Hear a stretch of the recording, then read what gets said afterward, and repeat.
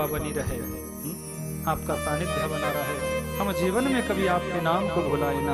हर परिस्थिति में ना जाने जाने अनजाने में कितने पाप कर्म जीव से हो जाते हैं, पर निवेदन एक ही किया करो कि हम जैसे भी है प्यारे तेरे ही तो है।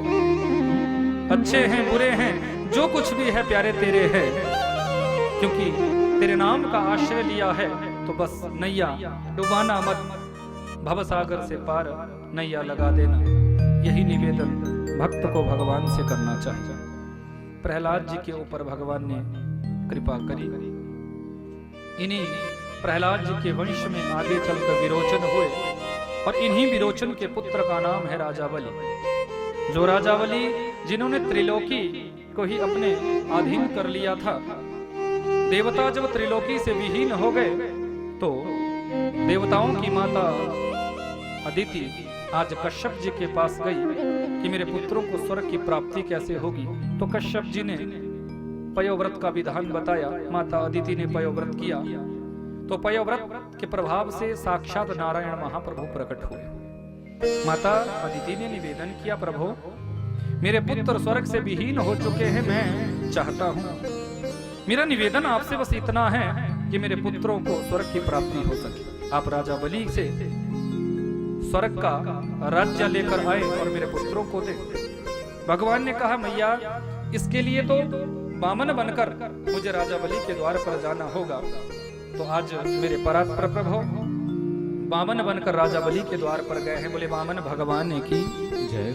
राजा बलि से त्रिलोकी का साम्राज्य भगवान 3 चरणों में ही लेकर आ गए हैं। राजा बलि को अपनी शाश्वत भक्ति भगवान ने प्रदान कराई है और यहाँ स्वर्ग के देवताओं को पुनः स्वर्ग की प्राप्ति हुई। माता अदिति का मनोरथ पूर्ण हुआ। अष्टम स्कंद के विश्राम में सुखदेव स्वामी ने गजेंद्र मोक्ष की कथा कही। वो हाथी जिसको अभिमान था अपने परिवार का, पर अंत समय में परिवार भी छोड़कर चला गया, बच्चे पत्नियां सब छोड़कर चली गई।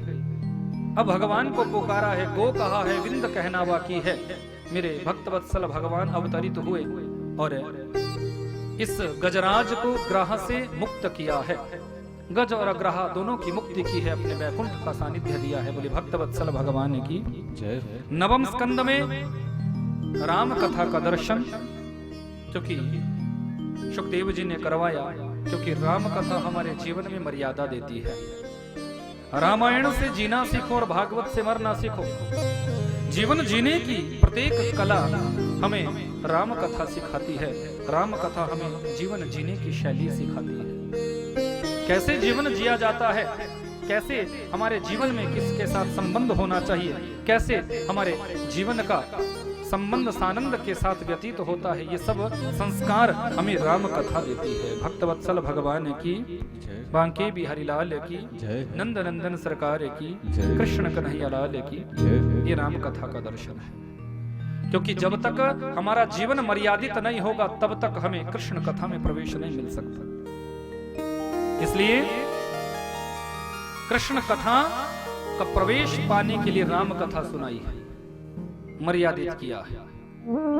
तो राम जी के चरणों में हम सभी प्रणाम करेंगे। आओ एक श्लोक के साथ में पूरी राम कथा सुनाऊं, उसके बाद फिर समय को देखते हुए कृष्ण कथा में हम प्रवेश करें। राम तपोवनादिगमनम हत्वा मृगं कांचनम वैदेही हरणं जटायुमर्णं सुग्रीव संभाषणं वाले निगृहणं समुद्रतरणं लंकापुरी दाहनं पश्चाद्रावण कुंभकर्ण हननम एतद्विरामायणम्। राम जी के श्री चरणों में कोटि कोटि वंदन।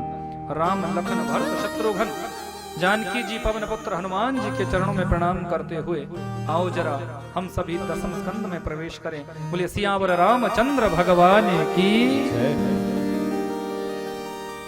कि जब जब होए धर्म के हानि बाढ़ही असुर महाअभिमानी तब तब धरी प्रभु विविध शरीरा हरहि कृपा निधि सज्जन वीरा।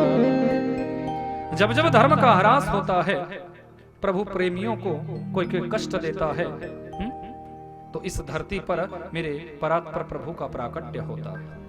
परम प्रतापी राजा है मथुरा के उग्रसेन जी। पत्नी गर्भवती हुई, बगीचे में गई तो द्रुमिल नामक राक्षस की छाया गर्भस्थ शिशु पर पड़ी, गर्भ दूषित हुआ। जैसे ही गर्भ दूषित हुआ, उस दूषित गर्भ से जिस बच्चे का जन्म हुआ उसी को हम कंस कहते हैं। कंस जैसे पापी का जन्म जब इस धरती पर होता है तो ये धरती भी कांपती है। उल्कापात होने लगे हैं, अनायास वृष्टि होने लगी है, बिना पतझड़ के वृक्षों के पत्ते गिरने लगे हैं, बिजलियां कड़कने लगी है, बादलों की गड़गड़ाहट होने लगी है। ब्राह्मणों को बुलाया, पूछा कि ये कैसा बालक मेरे यहाँ पैदा हो गया। ग्रह गोचर देखा तो बताया, राजन जितना जल्दी हो सके इस बच्चे को अपने से दूर कर दो, क्योंकि ये बालक संपूर्ण तुम्हारे वंश को नाश करने वाला हो।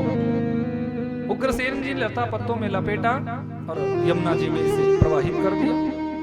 वसुदेव जी के पिता है शूरसेन, जो स्नान कर रहे थे यमुना घाट पर, बच्चे को बहते हुए देखा तो करुणा आई और इस बच्चे को गोदी में उठा लिया। बोले इसको भी अपना बेटा ही मानूंगा। वसुदेव जी के साथ कंस बड़ा हुआ। संत नारद जी एक दिन आए और सचेत किया, सुनो कंस, तुम्हारे जन्मदेही पिता मथुरा के राजा उग्रसेन हैं, इन्होंने तो तुम्हें मात्र पाला है, ये तुम्हारे पालित पिता है। कंस को बुरा लगा, रात्रि में जगा, कैलाश मंडल पर गया, भगवान शंकर जी की आराधना की। शंकर जी प्रकट हुए, मांगो कंस, तुम क्या मांगना चाहते हो। तो कंस ने निवेदन किया, मुझे अजर अमर होने का वरदान दे दो। भोलेनाथ ने कहा, सुनो कंस, जिसका जन्म इस धरती पर होता है उसे मरना पड़ता है। अजर अमर होने का वरदान मैं तुम्हें नहीं दे सकता, पर हाँ, मैं अपना ये दिव्य धनुष तुम्हें दे रहा हूं। ये धनुष जब तक तुम्हारे यहाँ सुरक्षित रहेगा तब तक तुम्हारा कोई कुछ नहीं बिगाड़ पाएगा, पर जिस दिन इस धनुष को नारायण महाप्रभु खंडित करेंगे, समझ लेना वही तुम्हारे जीवन का अंतिम दिन होगा। कंस दिग्विजय पर निकला। अघासुर, बकासुर, पूतना, केशी, अरिष्टासुर, वत्सासुर, धेनुकासुर, न जाने कितने असुरों को इसने अपनी सेना में सम्मिलित किया और सबसे पहले अपनी ही मथुरा पर चढ़ाई कर दी। पिता उग्रसेन को बंदी बनाकर कारागार में डाल दिया और अपने आप मथुरा का राजा बन गया। डिंडोरा पिटवा दिया, आज से इस धरती का राजा मैं, इस स्थान का राजा मैं भगवान हूं, मेरी पूजा करो। संत महात्मा सब त्राही त्राही करने लगे, प्रभु ये क्या अत्याचार होने लगा, ये कैसा पापी राजा हमें मिल गया। यदि कोई संत महात्मा तपस्या करने बैठता है तो उसकी तपस्या में भंग डाला जाती है, विघ्न पैदा किए जाते हैं, उसकी साधना रोकी जाती है। ऐसा महापापी है ये कंस। रोती रोती पृथ्वी देवताओं के पास गई, देवता लोग ब्रह्मा जी के पास गए, निवेदन किया तो ब्रह्मा जी ने कहा, चिंता मत करो, थोड़ा भगवान से मुझे संपर्क साधने दो। आंख बंद की, अगले ही पल आंख खोलकर कह दिया कि मेरी परमात्मा से बात हो गई कि वसुदेव गृहे साक्षात भगवान पुरुषः परः। मेरी परमात्मा से बात हो गई है कि साक्षात वसुदेव जी के यहाँ ब्रजमंडल में वासुदेव कृष्ण जो नारायण है वही कृष्ण बनकर आएंगे। पर उनके आने से पहले हम सभी का भी कोई कर्तव्य है, हम सभी को भी यहाँ से जाना चाहिए। सारे देवी देवता किसी न किसी रूप में ब्रजमंडल में अवतरित हो गए। यहाँ कंस एक दिन निकला, अपनी चचेरी बहन देवकी को देखा, मन किया कि अब विवाहने योग्य हो गई है, इसकी शादी कर देनी चाहिए। वसुदेव जी के साथ देवकी का विवाह करवाया। रथ को हाँकने लगा है कुछ खुद सारथी बनकर। उसी समय आकाशवाणी हुई कि पथि प्रगृहिणीं कंसमाह शरीरवा अस्यास्त्वाम अष्टमो गर्भो हंतायां बहसे बुधः। अरे पापी कंस, जिस बहन देवकी को तो इतने प्रेम से विदा कर रहा है, इसी बहन देवकी का जो 8वां गर्भ होगा वो तुम्हारा काल होगा। आकाशवाणी जैसे हुई कंस रथ से नीचे कूद पड़ा। देवकी मेरे काल को जन्म देगी, केसों से पकड़ लिया, मारने के लिए उद्यत हुआ। वसुदेव जी ने निवेदन किया, राजन ये क्या कर रहे हो, जिस बहन देवकी का तुमने इतने प्रेम से अभी अभी कन्यादान किया है, उस अवध्या बहन को मारना चाहते हो? ये नियम नहीं, ये धर्म नहीं, ये मर्यादा नहीं। जिस अवध्या बहन का तुमने अपने हाथों से कन्यादान किया है, ये मारने योग्य नहीं है। सुना नहीं आकाशवाणी ने क्या कहा कि देवकी मेरे काल को जन्म देगी। यदि देवकी मेरे काल को जन्म देगी तो ऐसी देवकी को मैं जीवित ही क्यों छोड़ूं? राजन, मौत से डर रहे हो कि मृत्यु जन्म बताम वीरा देहेन सहजायते अद्यवाब्द शतान्तेरवा मृत्युर्वै प्राणिनां ध्रुवा। क्यों भूल रहे हो? जिस माँ के गर्भ से हमारा जन्म होता है, उसी माँ के गर्भ से हमारी मौत भी जन्म लेती है। कंस कहने लगा, मुझे ये प्रवचन तुम्हारा नहीं सुनना। मैं इतना जानता हूं कि देवकी यदि मेरे काल को जन्म देगी तो मैं देवकी को जीवित नहीं छोड़ूंगा। इसे मरना तो पड़े, मैं इसे जीवित नहीं छोड़ूंगा। वसुदेव जी ने एक दूसरी व्यवस्था देनी चाहिए। देखो राजन, अवध्या बहन है, मारोगे तो दुनिया क्या कहेगी? मैं तुम्हें वचन देता हूं, देवकी के बच्चों से तुम्हें भय है। 8 बच्चे जब तक देवकी के जन्म न ले लेंगे तब तक मैं आपके पास रहूंगा, और जितने भी बच्चे जन्म लेंगे उनको तुम्हारे पास सौंप दूंगा। कंस ने अपने कारागार मथुरा में देवकी और वसुदेव को डाल दिया है। गृहस्थ धर्म प्रारंभ हुआ है। कीर्तिमंतम प्रथमजम कंसायानक दुंदुभे अर्पयामास किच्छ्रेण सोन्विता दितिभिः बला। कीर्तिमान नामक बच्चे को देवकी ने जन्म दिया। संकल्पानुसार इस बच्चे को जन्म लेते ही कंस के पास लेकर आए हैं। कंस ने इस बच्चे को देखा, करुणा आ गई, ये छोटा सा बच्चा मुझे क्या मारेगा? संत नारद जी आए कि इसने तो बच्चे को छोड़ दिया। पाप का घड़ा जब तक पूरा नहीं होगा तब तक वो फूटेगा कैसे? राजन, बहुत बड़ी गलती कर रहे हो।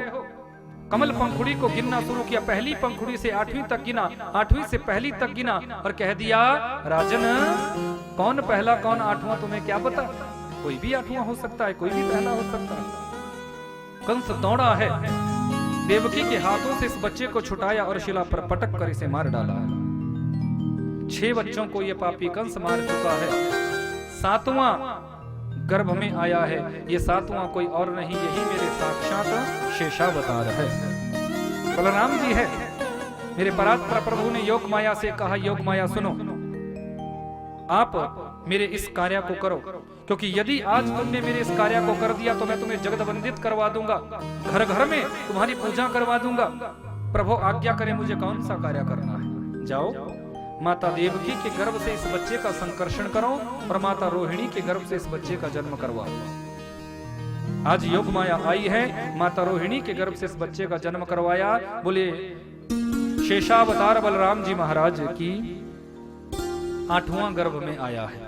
ये 8वां कोई और नहीं, यही मेरे परात्पर प्रभु बाल कृष्ण लाल है। माता का सौंदर्य बढ़ने लगा है। धीरे धीरे आया है भादों का महीना, अष्टमी तिथि, रोहिणी नक्षत्र, और रात्रि के ठीक 12 बजे धीमी धीमी वर्षा हो रही है। देखो कितना, आप जरा ध्यान करें, दर्शन करें, जैसा वर्णन कथा में आ रहा है वैसा ही माहौल बना हुआ है। धीमी धीमी वर्षा प्रारंभ हो रही है। आज मेरे परात्पर प्रभु रात्रि के ठीक बागार में देवकी और वसुदेव जी के सामने प्रकट हो गए हैं। बोले बाल कृष्ण लाल की। देवताओं ने बड़े सुंदर भाव से स्वागत किया है, स्वागत किया है प्रभु का। आओ जरा हम भी मिलकर स्वागत करें। बड़ा सुंदर स्वागत देवताओं ने किया है। मेरे परात्पर प्रभु का स्वागत हो रहा है। स्वागतम कृष्ण शरणागतम कृष्ण, स्वागतम कृष्ण शरणागतम कृष्ण, स्वागतम शरणागतम कृष्ण, स्वागतम कृष्ण शरणागतम कृष्ण, स्वागतम सुस्वागतम, स्वागतम शरणागतम, स्वागतम सुस्वागतम शरणागतम कृष्ण, स्वागतम स्वागतं कृष्ण शरणागतं कृष्ण स्वागतं कृष्ण हरि बोल शरणागतं कृष्ण सत्यव्रतं सत्यपरं त्रिसत्यं सत्यस्य योनिं निहितं च सत्ये सत्यस्य सत्यमृतसत्यनेत्रं सत्यात्मकं त्वां शरणं प्रपन्ना सत्यात्मकं त्वां शरणं प्रपन्ना स्वागतं कृष्ण शरणागतं कृष्ण स्वागतं कृष्ण शरणागतं कृष्ण तमद्भुतं बालकमम्बुजेक्षणं चतुर्भुजं शङ्खगदायुधायुधं श्रीवत्सलक्ष्मङ्गलशोभिकौस्तुभं पीताम्बरं सान्द्रपयोधसौभगं पीताम्बरं सान्द्रपयोधसौभगं स्वागतं कृष्ण शरणागतं कृष्ण स्वागतं कृष्ण हरि बोल शरणागतं कृष्ण स्वागतं कृष्ण शरणागतं कृष्ण स्वागतं कृष्ण शरणागतं कृष्ण। बोले भक्तवत्सल भगवान की जय।